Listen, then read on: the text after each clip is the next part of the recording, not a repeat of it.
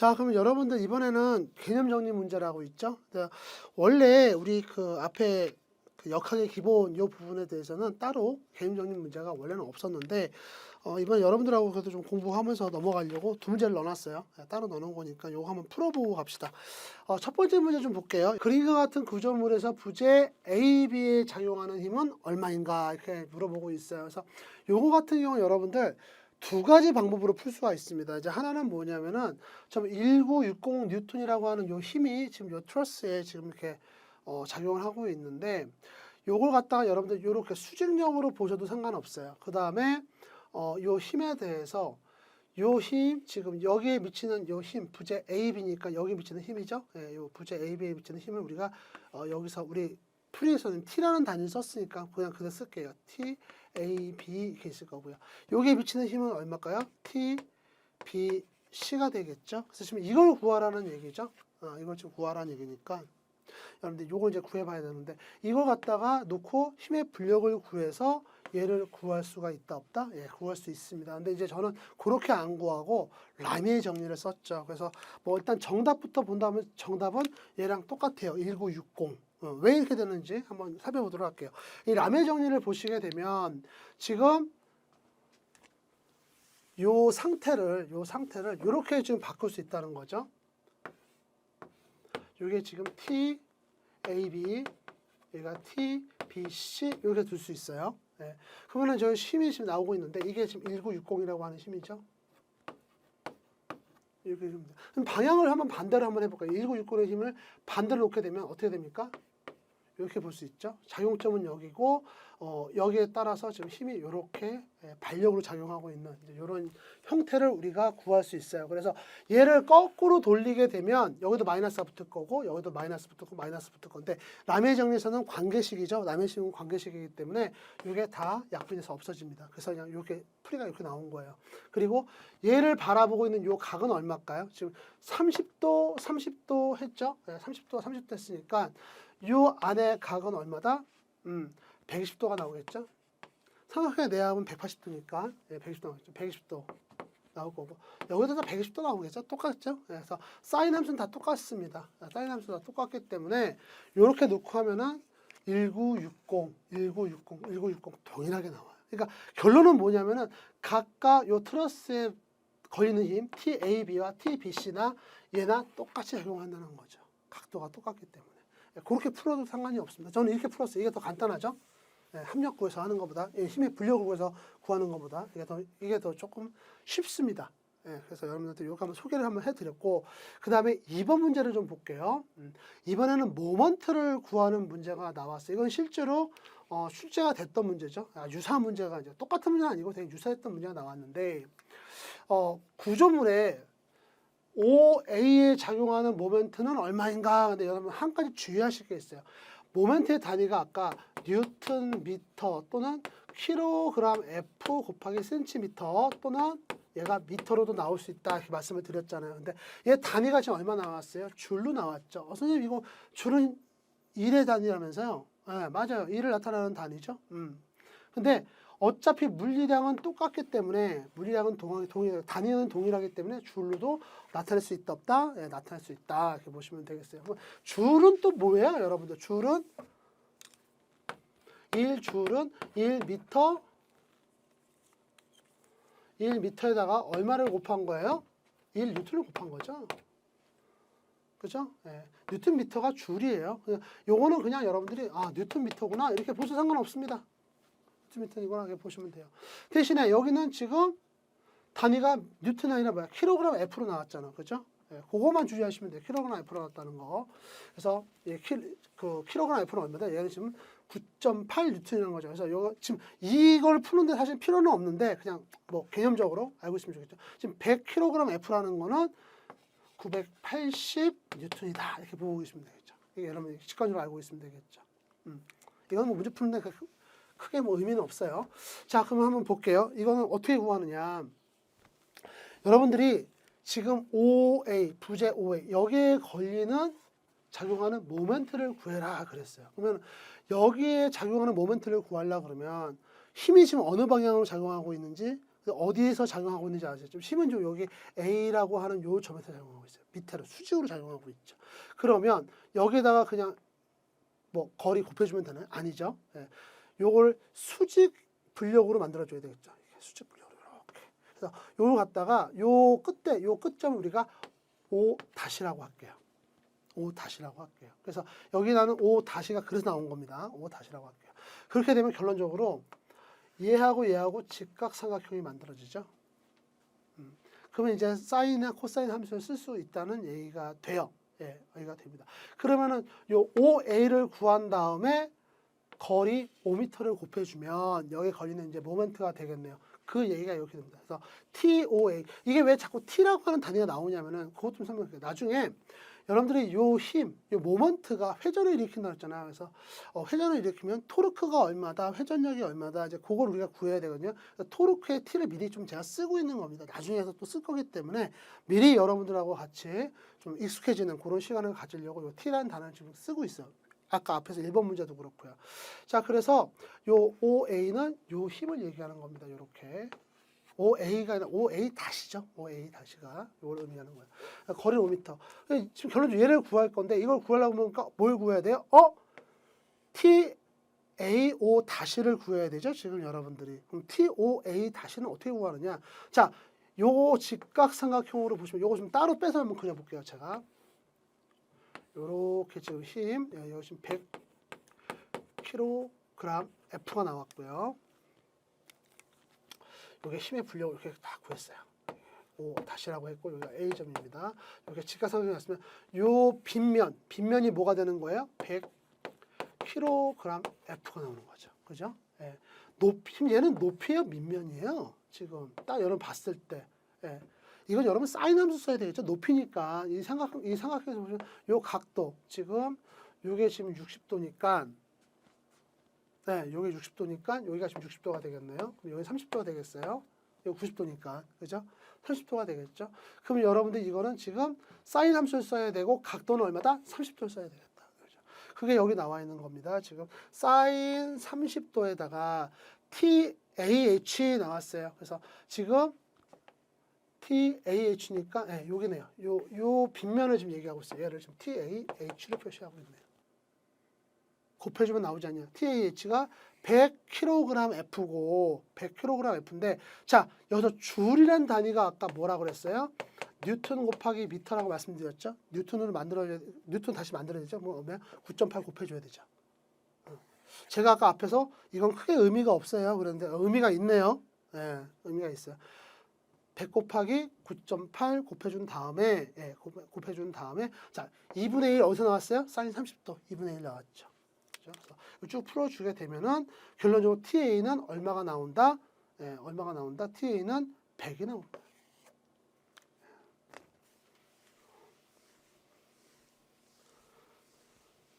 100이 아니죠? 예, 참 미안합니다. 예, 100은 아까 여기서 TAH가 나온 거고 9.8 곱하기 이렇게 쭉 풀어서 냈어요. 풀어서 내면은 요걸 쭉 계산하니까 2450 뉴턴 미터가 나오더라. 요게 줄을 의미하는 거죠. 요게 줄을 의미하는 겁니다.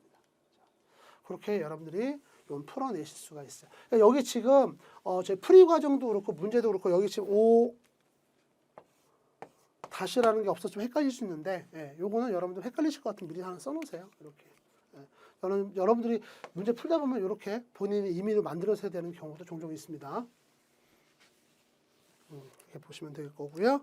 자, 그래서 이제 기본 개념 정리 문제까지 다 했고요. 바로 여러분들 교재 넘어가도록 하겠습니다. 자, 우리 제2장 들어왔어요. 여러분들 앞에서 배운 내용이 그렇게 막 어렵게 느껴지진 않을 것 같은데 여기도 마찬가지입니다. 여기도 마찬가지고 개념적인 부분에 대해서 여러분들이 어느 정도 좀 이렇게 잘 잡아 놓으시면 뒤에 가면 갈수록 편해요. 한번 좀 보자고요.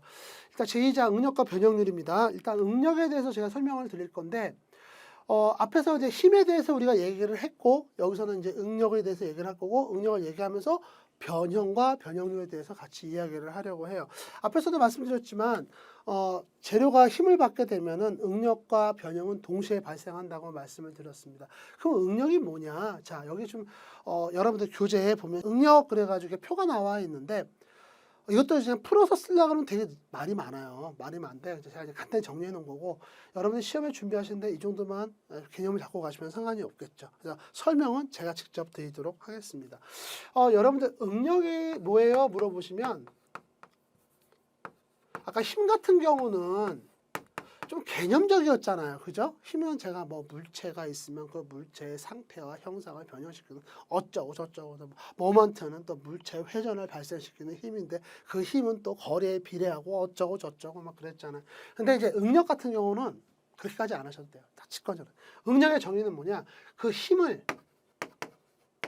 단면적으로 나눠줘요. 자, 이제 이걸 왜 하느냐, 이제 그게 중요한 거죠. 자, 여러분 생각을 해볼게요.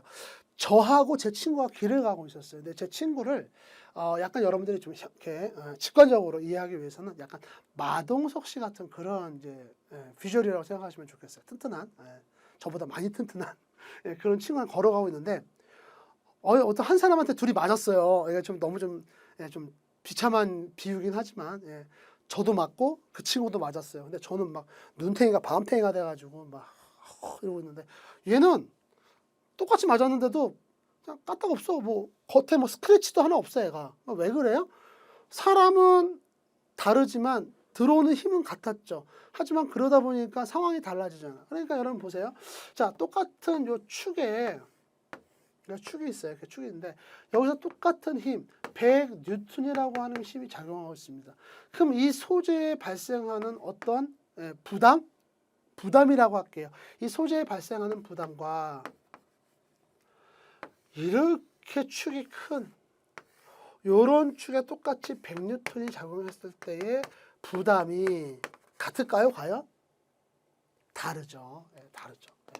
그래서 우리 설계하시는 분들은 외부에서 들어오는 힘은 똑같더라도 재료가 느끼는 부담이 서로 다르기 때문에 그걸 맞춰주고 싶었던 거예요. 그러니까 똑같은 힘이 들어오는데 재료가 느끼는 부담은 다르니까 그걸 수치화하고 싶었던 거예요. 그래서 그걸 단면적으로 나타내는 겁니다. 그래서 뒤에 보시면 여러분들 이렇게 소재가 이렇게 있어요. 소재가 똑같은 이제 축에 있는데 요 단면, 가상의 단면이 되겠죠. 요 가상의 단면을 가지고 얘가 얼마나 느끼는 부담을 얼마나 느끼느냐, 그걸 나타낸 게 바로 응력입니다. 그게 응력이에요. 그래서 여기서 우리가 응력을 공부할 때는 이런 부분도 좀 아셔야 되거든요. 이렇게 어떤 부재가 있으면 자. 힘이 작용을 해야 되겠죠. 왜? 응력의 정의가 힘을 단면적으로 나눠준 거잖아요. 그렇죠? 그럼 힘이 이렇게 작용하고 있으면 자, 단면적으로 뭘로 할 거냐? 어디를 기준 단면적으로 할 거냐? 그 얘기가 나와야 됩니다. 어디를 기준 단면적으로 할 거야? 자, 이 축이 나와 있으면요. 이 축이 힘이 작용하고 있는 그 힘이 작용하는 면을 기준 단면적으로 합니다. 그래서 기준 단면적으로는 힘이 작용하는 면을 기준으로 합니다. 그리고 또 한 가지 조건이 더 있어요. 하나의 조건이 더 있습니다. 이거는 그러니까 어느 책에서도 설명하고 있지 않은데 잘 들으세요. 여러분들 힘이 작용하는 면인데 이 힘이 이렇게 작용할 수도 있겠죠. 이렇게 작용할 수도 있겠죠. 근데 이렇게 작용하는 힘이 단면적이 아니라 어떤 단면적이다? 힘과 수직을 이루는 단면적.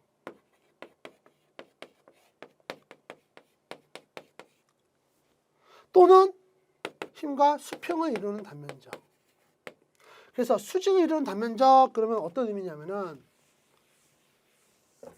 자, 이렇게 축이 있으면 요 면적을 얘기하는 겁니다. 이렇게 힘이 작용을 했을 때 요 면적을 의미하는 거예요. 그래서 요거 면적을 나눠주는 거고요. 만약에 힘이 요 가상의 단면적을 갖다가 기준으로 해가지고 옆에서 이렇게 치고 들어올 수도 있겠죠. 이런 식으로. 이럴 때는 요 면하고 요 힘하고는 어떤 관계에 있어요? 수직 수평이라고 따져보면은 수평 관계에 있죠. 자, 이런 경우에도 여기를 단면적으로 합니다. 단면적으로 합니다. 그래서 우리가 보통 이 단면적에 수직으로 작용하는 힘 그걸 갖다 뭐라고 합니까? 수직으로 작용하는 이 힘에서 발생하는 응력을 우리가 보통 수직 응력 이렇게 얘기를 하고 있어요. 수직 응력 이렇게 얘기를 하고 있고요. 자, 그 다음에 요 단면적의 수평으로 작용하는 힘으로 인해서 발생하는 응력을 우리는 전단 응력 이렇게 얘기를 하고 있습니다. 전단 능력 얘기를 하고 있어요. 자, 그런데 수직응력 같은 경우는 인장력과 압축력으로 나눠서 설명을 하고 있습니다. 그래서 바로 밑에 그림, 표 2-2를 보시게 되면은, 자, 지금 저는 이제 이 윗면이 아니라 기준 단면을 요 가상의 단면으로 했어요. 좀 여러분한테 설명하기 쉽게 하려고. 요 가상의 단면을 기준으로 해서 수직으로 작용하는 힘이 두 개가 있죠. 하나는 바깥으로 나가는 힘이 있고요. 얘는 안쪽으로 들어오는 힘이 있단 말이죠. 바깥쪽으로 나가는 힘, 얘를 뭐라고 합니까? 인장응력이라고. 인장력이라고 합니다. 자, 인장이라는 의미가 뭐예요? 늘어난다는 얘기죠. 늘어나는 거. 자, 그 다음에 재료 쪽으로 들어오는 요 힘을 우리는 뭐라 그래요? 압축 응력이라고 합니다. 재료 쪽으로 들어오는 힘에 의해서 발생하는 응력을 압축 응력. 그래서 우리 수직 응력은 크게 두 가지로 나눌 수 있는 방향의 힘의 방향에 따라 가지고 인장과 압축 이렇게 나눌 수 있는 거예요. 인장. 그래서 실제로 여기 그림을 좀 자세히 보시면 인장을 받을 때는 얘가 좀 늘어나고 있고요. 압축을 받을 때는 오므라드가 줄어들고 있죠. 이건 나중에 변형류 가서 얘기를 할 건데 이렇게 되어 있습니다. 그러면 이 가상의 단면절을 기준으로 했을 때 이 면과 수평이 되는 그 응력을 갖다가 우리는 이제 전단 응력 이렇게 얘기를 했습니다. 그래서 이 면에 의해서 발생하는 평행한 요 힘에 의해서 발생하는 응력을 우리는 전단 응력 이렇게 설명하고 있고 앞에서 여기서 이렇게 나타내고 있죠. 근데 개념은 똑같아요. 그러니까 단지 이거면 돼. 우리가 응력 그러면 힘과 단면적에 의해서 설명을 하고 있는데 이 단면적과 힘의 방향, 그러니까 기하학적 상태에 따라서 이게 인장이냐 압축이냐 전단이 결정이 되는 거예요. 그죠?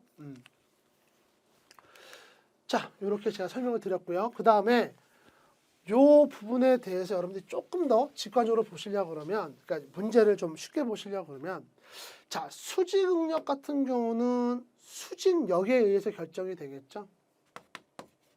그러니까 똑같은 힘인데 수직응력을 발생시키는 힘은 우리가 수직력 이렇게 얘기를 하고 있고요.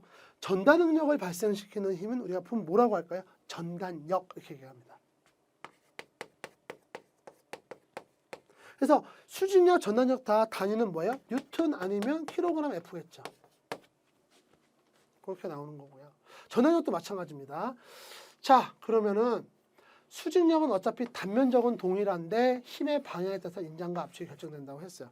전단응력은 힘의 방향과 기준이 되는 단면적이 평행한 관계를 이뤘을 때 우리는 전단응력 이렇게 설명한다고 했어요. 그럼 단위는 어떻게 될까요? 동일합니다. 요 셋 다 단위는 다 동일해요. 단위는 다 동일합니다.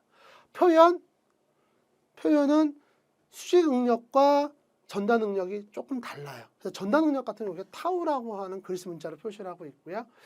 수직응력 같은 경우는 시그마 이렇게 표시를 하고 있습니다. 그래서 여기 보시게 되면 이제 시그마는 P분지 A 했는데 요 A는 에리어 그래가지고 단면적을 얘기하고 있고요. P는 뭐 프레셔 압력 그래가지고 P를 표시하고 있는데 이게 사실 이거는 이제 힘으로 표시되니까 사실 F라는 게 더 자연스럽겠죠. 근데 많은 교재나 문제에서 얘를 또 P를 표시하고 있어서 저도 이렇게 했습니다. 어쨌든 F든 P든 이 위가 나오는 거는 뭐다? 힘이다. 힘이다. 기준면에 대해서 수직이고 얘는 플러스로 표시를 하고요. 압축응력 같은 경우는 기준면에도 똑같은 수직인데 얘는 마이너스로 표시한다. 왜? 힘의 방향이 다르기 때문에 이렇게 표시를 하고 있고요. 전단응력 같은 경우는 똑같습니다. 똑같이 표시를 하는데 요 P가 어떤 힘이 되겠어요? 요 기준면에 대해서 평행한 힘 이게 전단응력으로 이렇게 나타나겠죠. 기준면에 평행합니다. 그 얘기를 이렇게 표로 나타내서 제가 설명을 드린 거예요. 자, 그리고 요 그림도 요 그림에서 보시게 되면 지금 이렇게 인장을 일으키는 요 힘을 뭐라고 했어요? 얘를 갖다가 인장력 이렇게 하겠죠. 이런 표현들이 사실 별거 아니에요. 다 쉬운데 또 문제를 풀다 보면 이게 인장응력인지 인장역인지 좀 헷갈릴 때가 있거든요. 인장역을 구해라 그러면 여러분들은 힘을 구하셔야 되는 거고 인장응력을 구해라 그러면 힘을 단면으로 나눠준 그 값을 구하셔야 되는 거고 그죠? 얘 같은 경우에 얘는 압축력이 되겠죠. 압축력이 되겠죠. 자, 얘는 뭐 전단응력 같은 경우는 인장 압축이 없잖아요. 그죠? 얘는 그냥 전단력 되겠죠. 이 화살표가. 이렇게 표시가 될 겁니다. 아셨죠? 자, 그래서 한번 여러분들 개념을 정리를 하시고, 자, 그 다음으로 넘어가겠습니다.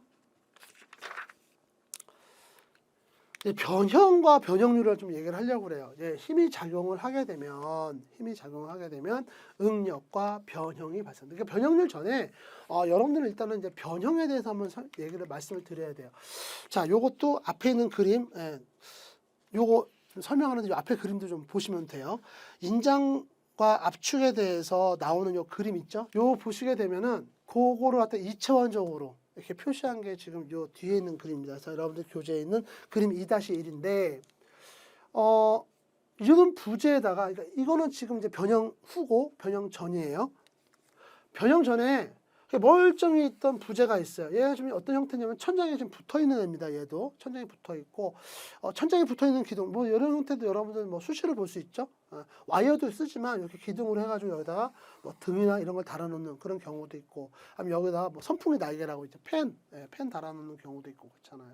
근데 여기에다가 일단 어떤 하중이 발생을 하게 되면 이렇게 변형이 된다는 거죠. 소재 이렇게 변형. 근데 이게 크지는 않을 거예요. 그죠? 0.00 몇 미리 되는데 우리는 이제 공부하는 개념을 파악하는 입장이니까 이렇게 좀 확대해서 그려놓은 거죠. 그래서 길이가 L인 이런 부재에다가 끝에 힘을 줬더니 여기도 지금 그림에서도 좀 P로 이렇게 설명을 하고 있죠. 힘을 줬더니 얘가 이렇게 변형이 생겼다. 크진 않지만 어쨌든 변형이 생겼다. 이제 그 얘기를 하는 겁니다. 그럼 우리가 우리가 부재에 변형이 발생하면 두 가지로 표현할 수 있거든요. 하나는 변형량으로 표시할 수 있습니다. 이건 절대값이죠. 이건 절대적인 수치죠. 절대값이 아니라 절대적인 수치죠. 야, 내가 이 파이프에다가 지금 이거 무게를 얼마를 줬더니 P라고 하는 무게를 줬더니 야 0.1mm 늘어났어. 그거예요. 근데 앞에서 응력에서도 보셨다시피 우리 설계하는 사람들은 항상 뭔가 기준을 갖고 얘기를 하려고 합니다. 왜 그러냐면은 이게 철이었을 때의 변형량과 구리였을 때의 변형량이 서로 다르죠. 그죠? 그리고 요 단면적이 바뀌면 또 바뀌지 않겠어요? 이 길이가 긴 놈과 짧은 놈이 또 다르지 않겠어요? 똑같은 힘이 작용을 했을 때. 그쵸? 그래서 기준을 좀 잡았어요. 그래서 야, 우리 그냥 변형량을 그냥 나타내주고 변형률로 한번 나타내보자. 변형률이라고 하는 개념으로 나타내보자. 그 얘기를 한 거죠. 그럼 변형률의 개념은 뭐다? 처음 길이에서 처음 길이죠. 길이에서 자, 변형량을 나눠준 거야. 얘가 이렇게 들어온 거죠. 그러면 자, 변형량의 단위를 볼까요? 변형량은 단위가 뭘까요? 요 지금 길이 L을 갖다가 단위가 지금 센티미터라고 하면은 요 그냥 그대로 가주면 되죠. 변형량은 단위가 뭐가 되겠어요? 센티미터 되겠죠. 처음 길이는 얼마가 되겠어요? 단위가 얘도 센티미터가 되겠죠. 단위가 센티미터 서로 약분되죠. 약분되잖아요. 그죠? 약분되면 얘는 결론적으로 변형률은 단위가 어떻게 되죠? 없죠. 무차원수죠. 그래서 변형률은 숫자로만 표시됩니다. 만약에 여러분들이 문제에서 뭔가 변형이나 변형률을 구하라고 해놓고 뒤에 단위가 만약에 있다. 그럼 이건 변형량을 구하는 겁니다. 변형량을 구합니다. 퍼센트도 아닙니다. 그냥 숫자가 없어요. 근데 만약에 여기 단위가 없다. 그럼 변형률을 구하는 거죠. 그래서 결론적으로 변형률은 뭐와의 함수예요? 길이와 길이의 함수로 나타내는 거죠. 처음 길이의 함수로 나타내는 거죠. 자, 그래서 이렇게 하고 있는데 지금 이제 우리는 바로 이제 변형량에 대해서 제가 그냥 뭐 따로 교재 설명 안 하고 바로 변형률로 왔습니다. 그래서 같이 설명하려고. 자, 근데 이렇게 소재 같은 경우는 좀 이 소재 같은 경우는 힘이 수직으로 작용하면서 수직 방향으로 인장 압축, 이거 지금 인장 하중이 발생하고 있는 거죠. 그랬더니 요 길이가 늘어났어. 그럼 길이에 대한 변형률을 뭐라고 합니까? 우리는 세로 변형률 또는 종 변형률 이렇게 합니다. 그리고 그리스 문자로는 이렇게 입실론 이렇게 나타내고 있어요. 그래서 앞으로도 이 변형률에 대해서는 제가 계속 이렇게 입실론을 나타낼 겁니다. 그리고 이건 세로 변형률이에요. 자, 그런데 이렇게 소재가 늘어나면 늘어나면 가로 변형률도 생기더라는 것은 가로 변형률이 뭐 어떤 의미냐면은 소지가 늘어나면서 지금 여러분이 보시고 있는 방향의 가로 방향. 그러니까 이 소재 입장에서 보면 지금 얘는 지름이 되겠죠. 지름도 변하더라. 그 얘기를 하는 겁니다. 이게 왜 그러냐면은 앞쪽 요거 좀 볼게요. 요 그림.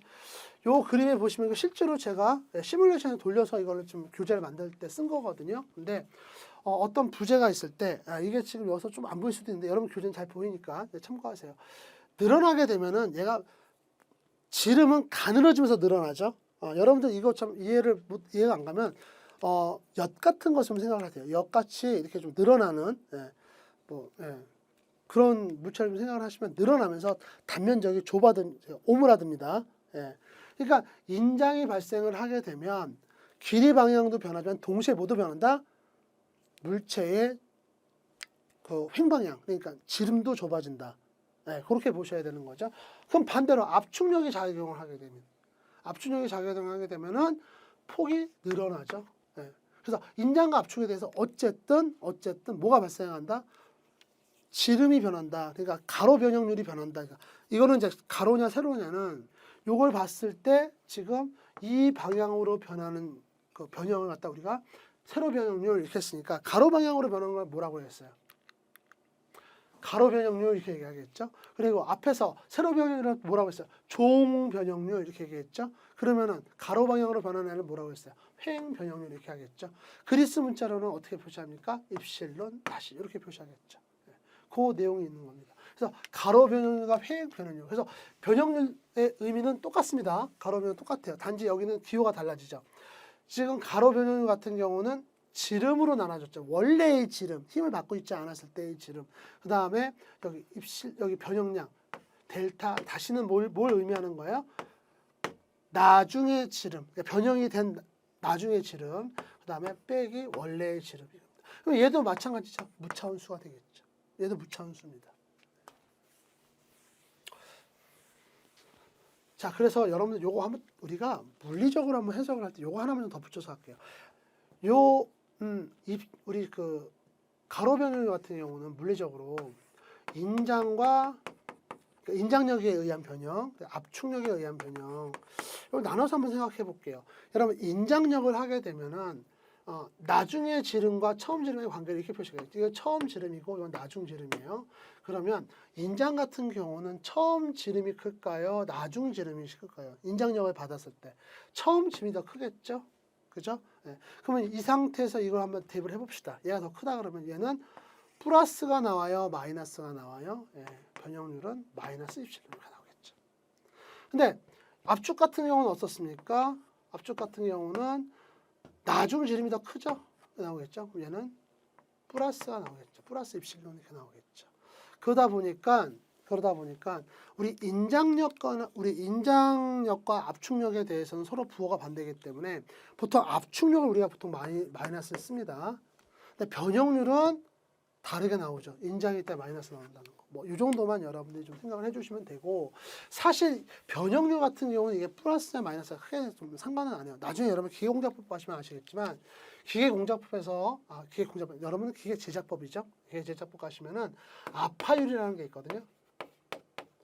아변에서 아파율이라는 게 있습니다. 그래서 롤러가 이렇게 두 개가 있으면 여기 이렇게 소재가 들어가면서 이렇게 압축이 돼서 이렇게 나와요.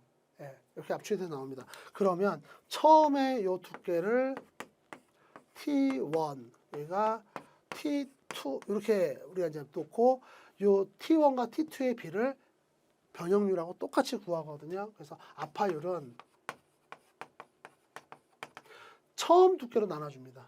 T1으로 나눠줍니다. 그래서 나중 두께죠. T2에서 T1을 빼준 값 이렇게 결정이 되는데 이렇게 하면 맨날 마이너스 나오잖아요. 그럼 아파율이 맨날 마이너스 나오는 거야. 그러니까 그게 싫으니까 어떻게 해서 둘이 바꿔버렸습니다. 이렇게. 그래도 똑같이 나오니까 그 차이만 보는 거니까. 그래서 이게 플러스냐 마이너스냐는 우리 그 변화량, 우리 변화율이죠. 변형률에서는 크게 뭐 영향을 미치지 않으니까 이 개념은 대신에 알고 가셔야 돼요. 이렇게 개념을 알고 가셔야 돼요. 나중 거에서 처음 걸 빼준다. 항상 변화량을 해요. 나중 거에서 처음 걸 빼준다. 그렇게 알고 계시면 됩니다.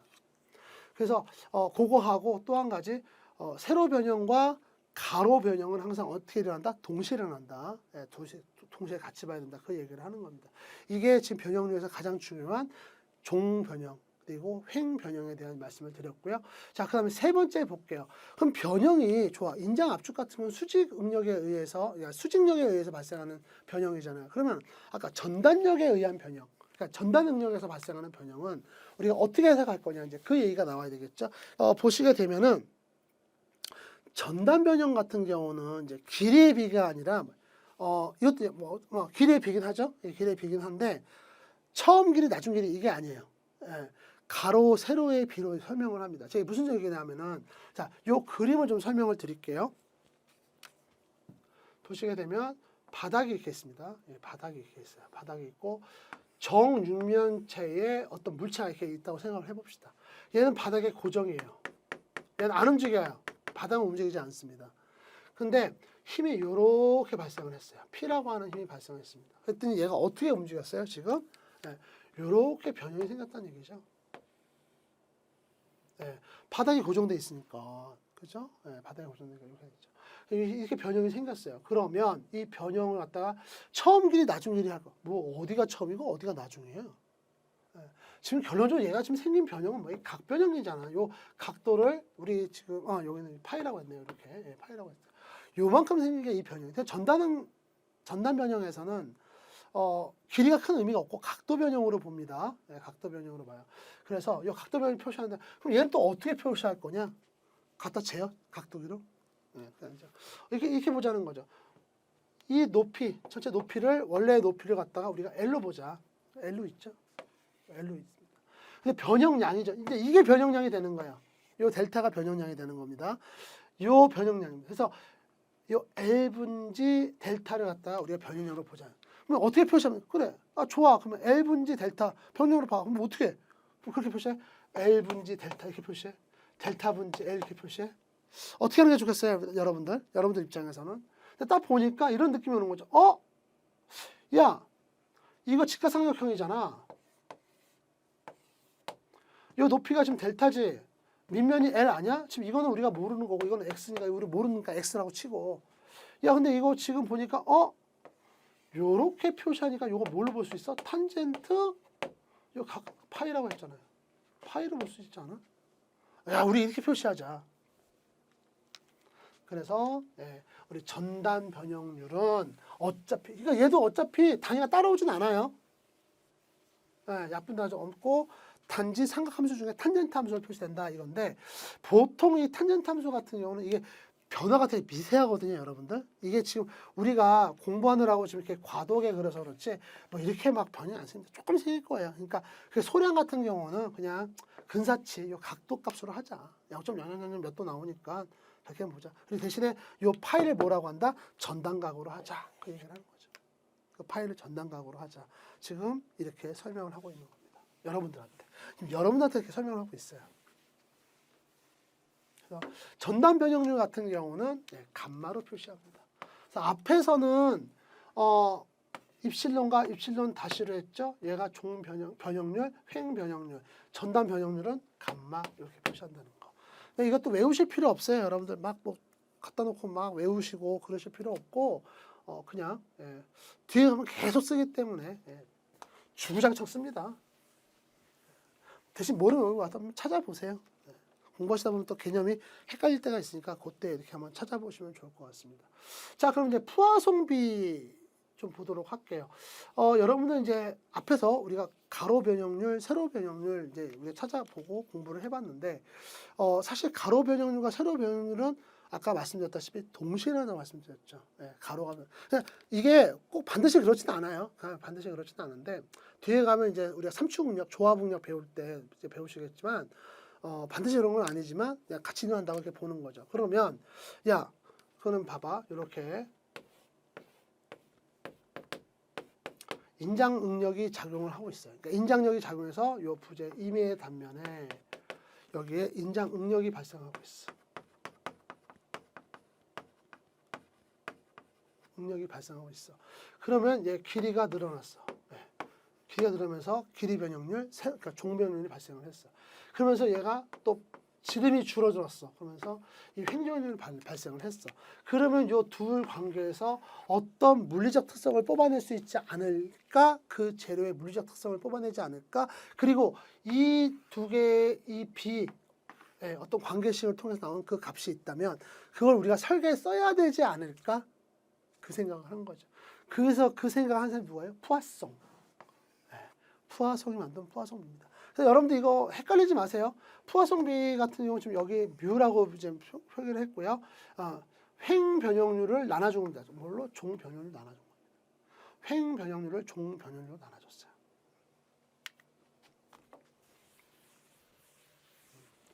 요겁니다. 이게 정의예요. 푸아송비 그러면 이게 정의예요. 예. 횡 변형률을 종 변형률로 나눠준 값. 이게 이제 푸아송비입니다. 여기 지금 뮤라고 썼는데 어떤 책들은 이렇게 람다라고 되어 있는 책들도 있어요. 그러니까 여러분들 과거에 뭐 전공서적이나 아니면 다른 데서 이제 공부하셨던 내용 중에 혹시 이게 람다로 되어 있는 경우도 많이 있으니까 헷갈리시면 안 되고요.